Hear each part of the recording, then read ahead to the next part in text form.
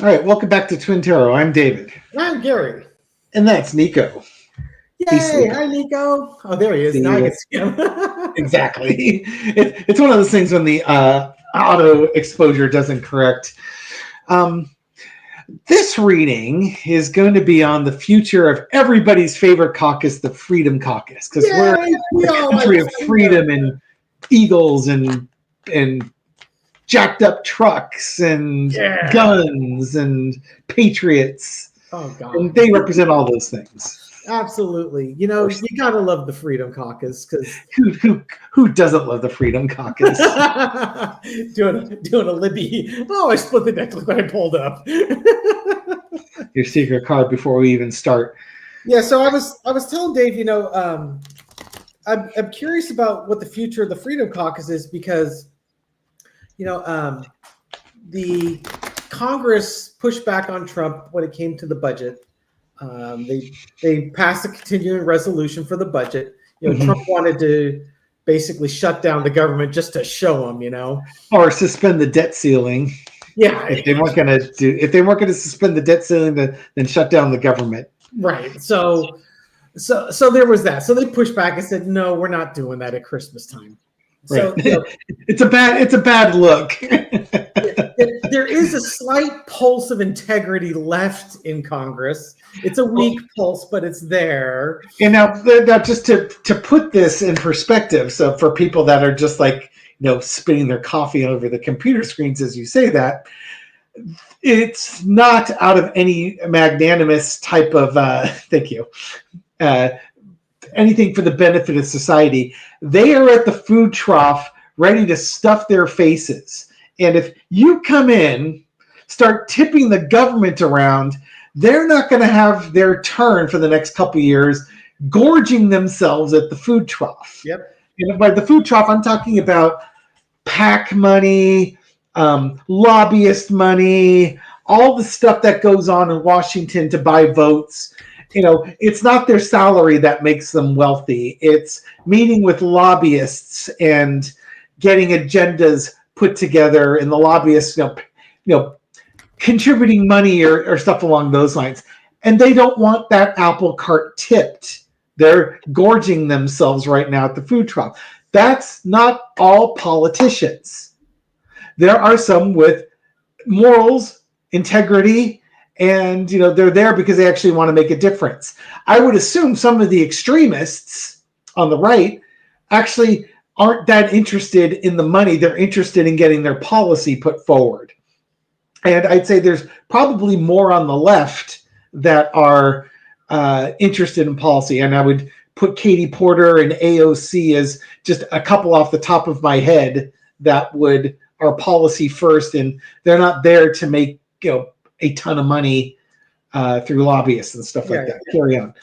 Yeah. So the Freedom Caucus is out there. Yeah, they want to shut everything down. Elon Musk is out there trying to get a 30% reduction in federal spending, which includes nothing but cuts. Nothing on the revenue side. You don't want to increase taxes on corporations. Well, if you're going to cut federal spending, that's going to be cuts. Yeah, but usually when you're trying to balance a budget, you want to increase revenues and then decrease spending. And usually when people look at it, they like, how can I get more? You do both at the same time. Yeah. Because his whole point was, we have too much deficit. We need to pay down the $37 trillion deficit or whatever. You don't. Okay, but carry on. Sorry. Yeah. So, so you got Elon Musk out there saying that we need to do this. And then you've got Boebert was out there. She was actually pushing back on Musk. And it just jumped in and out of my head what her pushback was. But she had kind of a point on her pushback on Musk. And I apologize, I forget what it was. But regardless, I'm kind of curious about the future of the Freedom Caucus at this point. Because, there's not a lot of them. There's a very slim majority in Republican control of the Congress. And Mike Johnson is going to have his Kevin McCarthy moment because unless he bows to every whim of the Freedom Caucus, they're basically going to prevent him from getting anything done. The Democrats have already said, we're not working with you. Maybe Hakeem Jeffries will soften his approach as they approach the budget in March. But right now, they want the Republicans to suffer from the extremism of the Freedom Caucus. And I think Hakeem Jeffries saying they weren't going to work with them, I think there's some things that are off the table. You're not going to make cuts to Social Security or Medicare and veterans programs, health programs, and food programs affecting women and children. That's kind of like the 4 sacred cows. They'll be willing to discuss other things. But the Democrats have also signaled, we will amplify every program that you cut as something that you guys are doing. It's gonna if we're gonna walk on Legos, we're gonna yell, ouch. Okay, so I remember what Lauren Boebert's pushback was. Basically Congress's job is to come up with the budget and legislate the budget. So what do we need this Doge, with Swarthy and Musk? What do we need them for? We don't need them. This is Congress's job. Stay out of it. And she's not the first person to make that comment about Musk, sort of sticking his nose in Congress's business. There was a congressman from Massachusetts, I believe, that had said the same thing. Where it's just like, it's every time Musk goes out there and says something, all of a sudden, once Congress has made up its mind, are they going to have to change it because Musk disagrees with it? Right. They already have to do that with Trump. Yeah. It's bad enough you got 2 presidents, right? Musk and Trump. Exactly. So I want to see, maybe I'll start this off, just the general energy on the freedom of the Freedom Caucus for entertainment purposes only. How's it looking for the Freedom Caucus? Okay. That's a great foundation, isn't it? Well, somebody's life is going to be difficult. Is it going to be ours or theirs? Yeah, it's with the Freedom Caucus.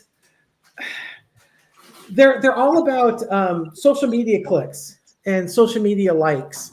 They're great on slogans, but if you try and enact what they want, it causes a lot of pain and suffering. Yeah, it's going to be very hard for them to convince the Republicans, especially those that are in more competitive districts, to go along with their rhetoric and social media platform. I'll put it out this way. Okay. Their programs sound really good when you're the minority party and they can't be implemented. We need to cut this and that. Rah, rah, yeah. But now when they're in charge, it's like, and they can actually go through. It doesn't sound so good anymore. The challenge is the 8 of Pentacles, which is, Congress saying, we got a lot to do. It goes right back to the budget with the Doge comment. We're the ones in charge of the budget. We're the ones that are supposed to pass budgets. They couldn't even get that done. What was the last time they passed the budget? I don't think they've done it in the last. I think it was October of last year was the first time they extended it. Then they extended it like 5 times. So it's been 2 years. This Republican Congress has never passed a budget. Yeah, they just keep kicking the can down the road with continuing resolutions. And I think what you're seeing here is that, and it's premature on this one, but it's almost like, what's your foundation card? Is that the Page of Pentacles I saw? Bottom of the deck. The bottom of the deck. King of Cups. It's their. They make things. They work on. You're talking about the party of emotions. They talk about the culture wars, but they make passing budgets difficult. Yeah. So underneath you got the King of Cups. This is about getting control of your emotions here. It's great if you just want to legislate on outrage. It doesn't work. It's great. It works great if you're the minority party. It does not work well when you're in charge. Right. And so, it's I think for the non-MAGA, they're like, would you just tone it down? We got work to do here. Yeah. Future of the Freedom Caucus. In the past was the magician, hey, here comes Trump again, manifesting MAGA. He pulled it out of the ashes somehow. Whether it was legit or not, we can debate that until the cows come home. But right now, he pulled a rabbit out of a hat for him. I'll ask you this. Yes. Has the Freedom Caucus ever passed anything that you know of? Not that we were paying attention, 12, 15 years ago when they first started coming to prominence, but I don't know anything that they've passed other than the Trump tax cut. Yeah. So they came up with these great ideas, but actually implementing them, I guess that's where I'm going with it. They come up with great ideas that sound real good when you're the minority party, but implementing them seems to now, in this case, helps wealthy people. Yeah, exactly. Current energy is, they're enjoying the finer things. And this could also be right where Dave's comment was. There are certain folks in Congress that enjoy the trappings of Congress. Yeah. The PAC money and all that, all of the monies that come from lobbyist groups. They want to enjoy those finer things. They don't like the disruption that MAGA is causing. The Freedom Caucus, as it were. Overarching energy is the Ace of Swords. Ooh. Justice. I see where this is going. I'm doing the future of the Freedom Caucus. The truth is going to come out about them. This is their opportunity, Gary. Well, exactly. This is kind of like we are doing. It's like they are taking charge. We are doing this. That's what that tells me. Well, yeah, we are doing this. Yeah, I think where I was going was, we've been saying it, F around and find out. Yeah. This is the overarching energy is the Ace of Swords. Okay, Hakeem Jeffries is going to let them find out. This is what you want to do. Fine, go ahead. We're not going to support it. And Mike Johnson has no choice. If the Democrats, if he can't work with the Democrats, he's got to bow to the Freedom Caucus if anything is going to get done. And the Freedom Caucus, basically, the 11 members of the Freedom Caucus flat out said that they want Johnson to make major cuts, significant and meaningful cuts in the budget, and not to work with Democrats, and only pass things that the majority of the Republicans want. Good luck. Yep. So the lesson to be learned is the Wheel of Fortune. Anything can happen at this point. Yep. You're effing around and you're going to find out how well that worked for you. It truly is effing around and find out. And the outcome is the legacy. With the more mainstream congressman, it's how wanting to stay in Congress and make a meaningful difference. For MAGA, it's just about making headlines. Their legacy is not.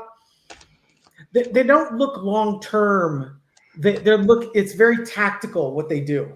Just like Trump, everything's tactical. The bright shiny object in front of them at the moment.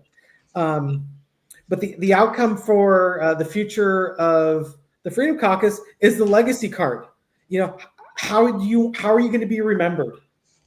Will you be remembered for the positive differences you made or the negative differences you made? It all depends on how that Ace of Swords goes and how the Wheel of Fortune spins on it. And again, nothing's decided yet. We record this on Sunday, January 5th. The electoral votes have not been counted yet. Trump has not been inaugurated. The whole 14th Amendment, Section 3 has not been debated. If there was election interference, no information has been made public yet other than the fining of Russia and Iran for their roles in trying to influence the election. So there was definitely interference from foreign countries. But if there's more than that, something that could affect the results of the election, Nothing's been released yet. This is for posterity in case anybody sees this thing, months or years after we record this. Yeah, well, our readings are like fresh dairy products. Yeah. They're Kernels good in within the a near week. term. You don't want to taste these things after a week or two. After they're after their sell by date, man, no. I'm gonna. So the Freedom Caucus, after, and again, this is assuming that nothing changes in this election. Everybody, Congress is run by the Republicans for the next 2 years. Trump is the president for the majority of those 2 years if he isn't impeached and removed and all sorts of stuff like that. 2 years from now, where's the Freedom Caucus going to be standing if they implement all the things that they want to do? Spending cuts without revenue hikes, tax breaks for the wealthy while putting more tax burden on the poorer people of this country. Where will they find themselves 2 years from now? What's going to be like for them? It's going to be judgment time. It's not going to be good. This is going to blow out miserably for them. Well, I could be wrong on that one. Those are pretty good cards. Those are really good cards if they're read in the positive light here. Their judgment's going to come on them as progress is being made. They're fighting from a position of advantage, showing victory and lighting the way forward. I think if they make their cuts that they want to,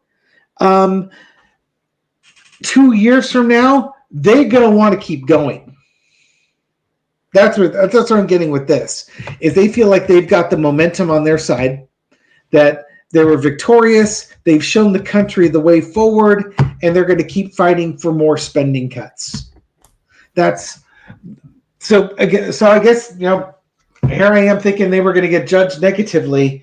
Looking at it low energy, the Chariot's a slow grind forward. The low energy, the reverse card is things going wildly out of control, like spending being wildly out of control.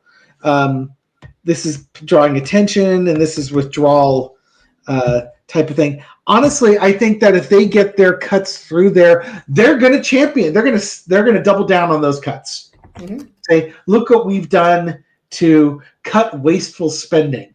And no offense, if the Democrats say, you can't touch Social Security or welfare or veterans affairs, that type of thing, they may be able to do that because they haven't hurt their core supporters. Yeah.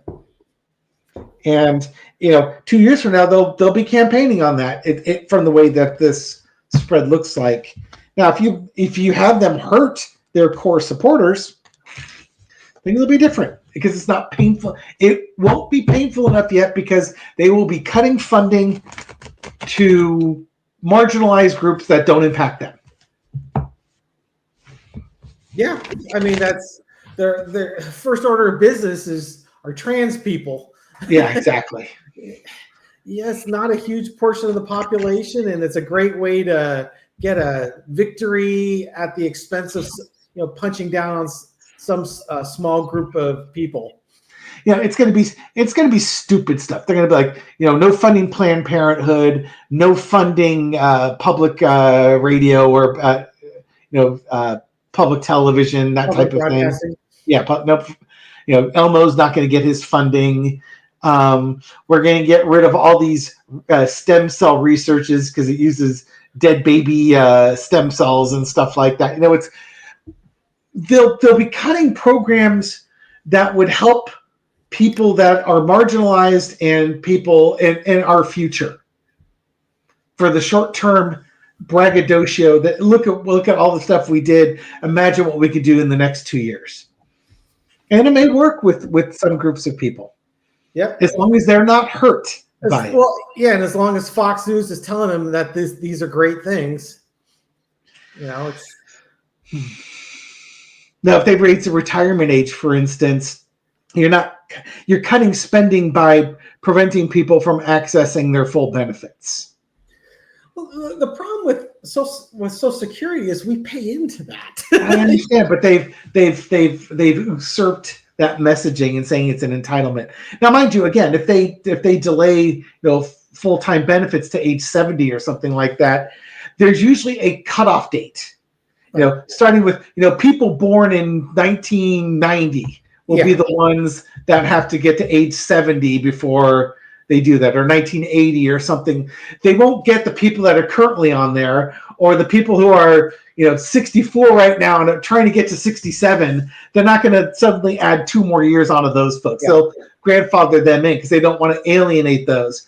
But it's going to be people that are 40 years old right now that might have to wait another 3 years.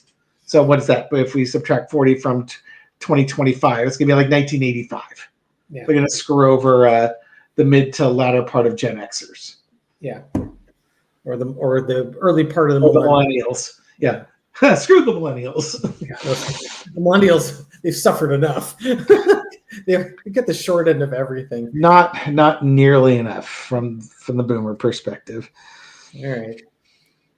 Okay, we'll see. Yeah. Current energy is. It's a distasteful subject. It is. All right. So thank you everyone for watching this video and supporting our channel. We appreciate it. Yes. Put your angry comments in the comments section. I'll get to read them all. Thumbs up if you like these type of this video. Subscribe if you like these types of videos, because we put out a new video every night at midnight. And we give you something no other Twin Tarot channel gives you. A black cat sleeping on a chair? How about a black cat on the wall?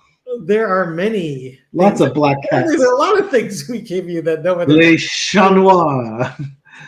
So the other is the secret card. The theme of this message. Yeah. In this case, the secret card is the Five of Pentacles. It's about outing, basically punching down on people that don't have a lot of voice, and that's what MAGA is all about. You have to have a scapegoat to make you feel better. It's not miserable, wretched, unhappy, mean-spirited people who, rather than go within to find out what drives their unhappiness and address it, they are looking to blame the other. Yeah. And so the whole Freedom Caucus is about othering people and keeping people on the outside. And that is a Five of Pentacles right there. Yep. And if the thing is, if they overplay their hand and it's MAGA that is outside in the snow, then things will change. That's the lesson MAGA needs to learn. Yep. All right. Thank you, everyone. Have a good one. We'll catch you on the next video. Bye.